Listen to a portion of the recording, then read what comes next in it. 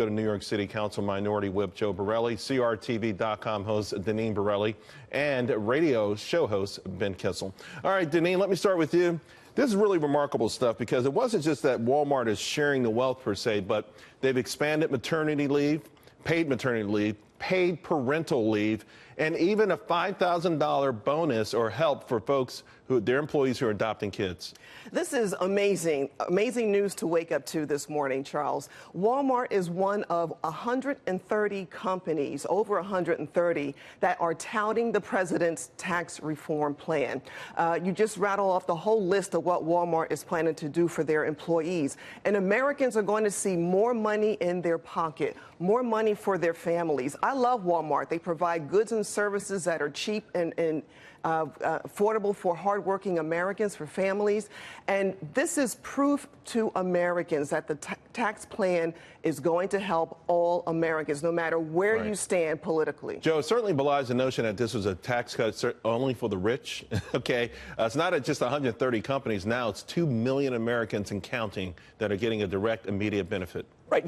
These are real people. And the sad thing, I think, that's not being said right now is that Democrats woke up to this news, and I think they were a little upset. They were a little upset because Walmart, its shoppers, its employees, the notion of Walmart as an institution is the substance of what we think of as the middle class of America and people who live in the middle of America. These are people who the Democratic Party have staked their fortune in convincing that this tax plan wasn't for them, it's only for the rich. And now here we are seeing great things. Ben? I mean, I love Walmart just like everyone else who likes to get frozen shrimp and a machete in one go. But when it comes to Walmart being the main employer for 22 states in this country, they're putting a lot of mom and pops out of business. A lot of smaller businesses have been closed because Walmart comes through. They do have a devastating effect on a lot of industry in the middle of this country.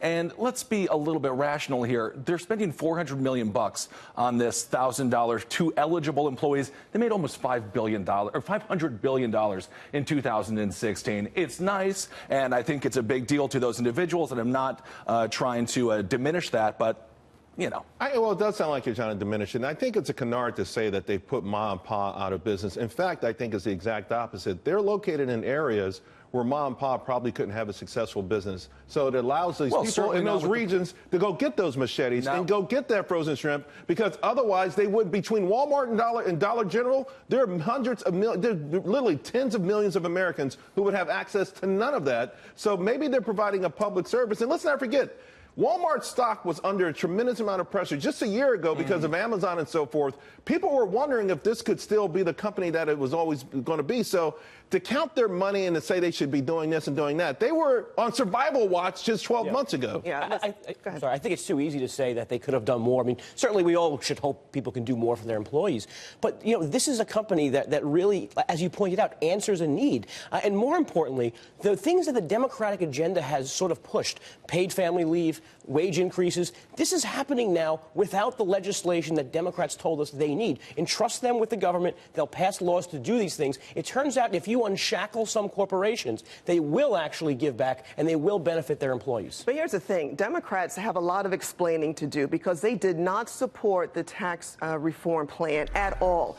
And you're going to see those who are up for re-election, especially in the midterms, trying to explain why they didn't support it. And on the other hand, I'm having more money in my pocket for my family. They use the scare tactics, Nancy Pelosi, Armageddon. They're trying to scare their constituents where, in fact, we're looking at actual facts that are on the table. Well, certainly for 2 million Americans, it wasn't Armageddon. It's not just Walmart, too, right?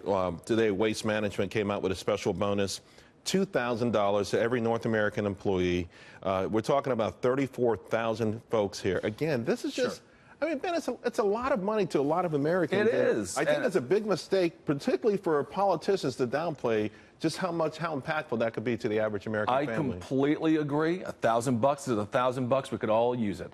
And certainly when it comes to those individuals with families, 3 children at home, $1,000 goes a long way, especially if you're shopping at Walmart, which they know for a fact a lot of that money is going to go right back into their supermarkets and right back into their bottom line. Sure. I mean, there's not, you know, that's what I guess what you would call a win-win. But again, it's better than a lose-lose. And it gets back to this tax reform, the messaging around it, the fair taxes. I think, Deneen, you hit on it.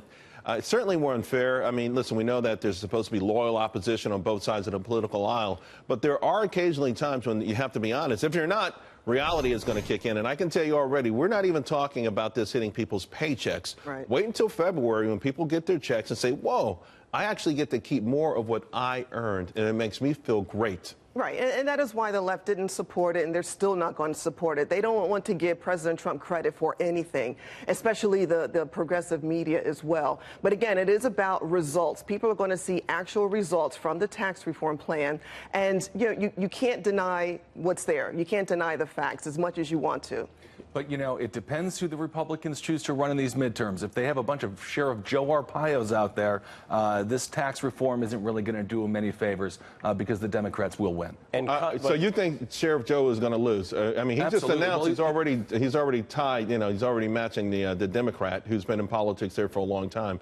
I wouldn't write him off. I wouldn't write him off. I think just that Alabama Arizona will be Alabama. Well, here's the thing, though, Joe. Not to digress too far. I think any Republican running for office in the midterms will be able to hang their hat on the economy.